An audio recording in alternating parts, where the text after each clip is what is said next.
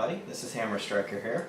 I want to talk to you today about the Akdal MKA 1919 semi-automatic 12-gauge shotgun. It's an AR-15 pattern shotgun with a piston-driven system, semi-automatic.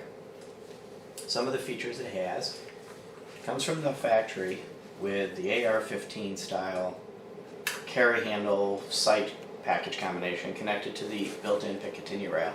2 bolts, you undo it, comes right off. We replaced it with this True Glow red dot. It also has, right from the factory, the front sight, and it's attached with 2 bolts. You could remove the front sight if you wished. Comes with the AR-15 style plastic handguard. Lugs for carry strap.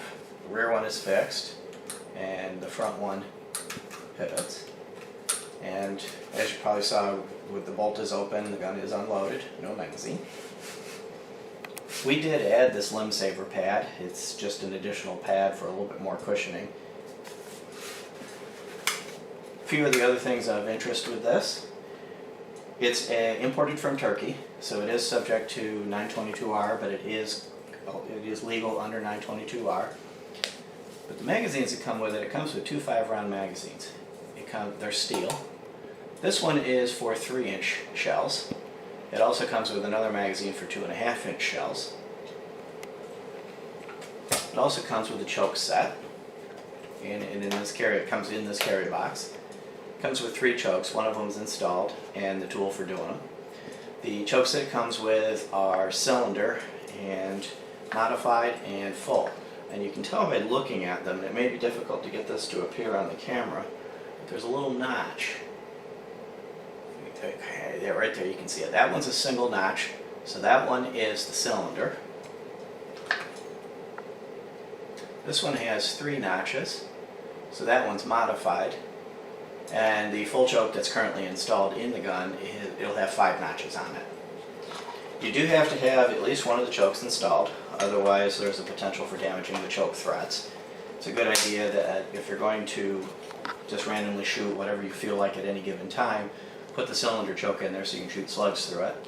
If you're going to shoot, and you know you're going to shoot shot, then put one of the other 2 chokes in. They're very easy to exchange. We also bought these aftermarket 10-round magazines, and it's effectively the factory 5-round 3-inch shell magazine with the base cut off and attached to this extension. And these hold 10 rounds. Now, to avoid any possible issues with the 922R compliance with the 10-round magazines, we replaced several components with US-made components to ensure that it's 922 compliant no matter what. We replaced the piston, the spring, which the spring doesn't count towards 922R. We replaced the trigger, disconnector, and hammer, and we also replaced the charging handle. And we'll put links to a couple of the places that we got these various parts in the comments. Another change that we made, which has nothing to do with 922, I'd mentioned this limb saver. If I take the limb saver off,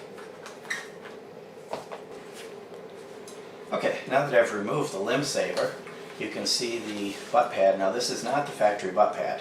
I did replace this because the way the factory one works, you have to remove these 2 screws, take the plate off, to reach in there with a long socket with a number 6 hex on it to unscrew a bolt that's at the back of the receivers, at the back where the upper and lower receivers join. And unfortunately, the way that's designed, these are just wood screws that go into a plastic channel inside the receiver, or inside the stock. And after so many times of screwing a wood screw in and out of a plastic channel, eventually you're either going to cross-thread it one day or just wear the threads out. So to avoid that, you put this on once, you leave it on, and this piece here is a trap door. Pull this little lever, the trap door opens. Now you can reach in there with the socket assembly to get to that bolt without having to remove this.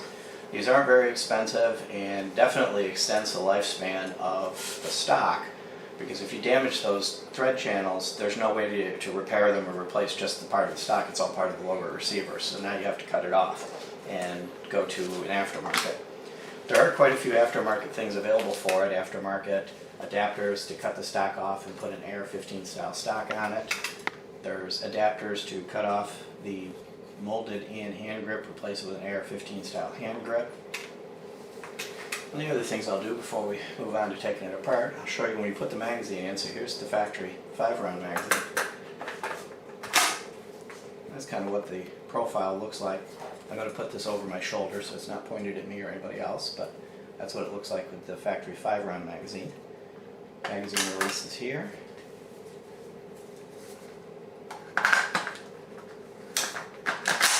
Ten-round magazine. You can see that hangs down quite a bit, but it gives you 10 rounds of 12 gauge.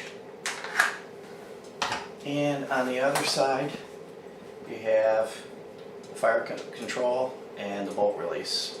Again, another AR-15 pattern.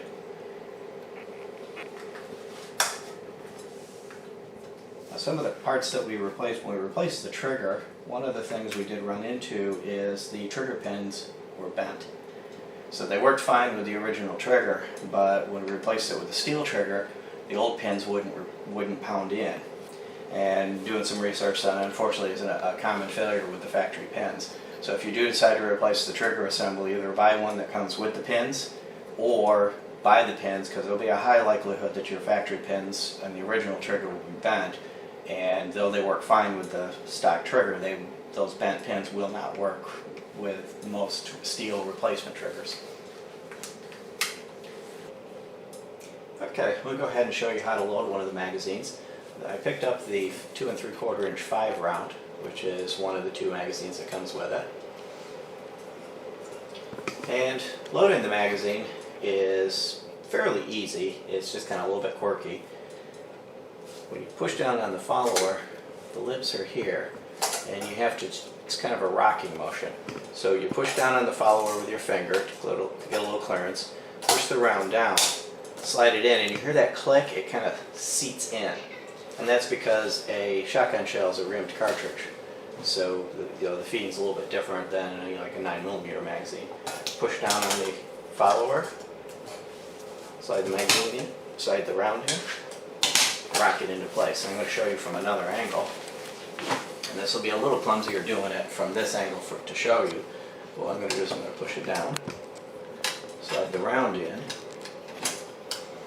get it down in there, and then slide it back and lock it in place.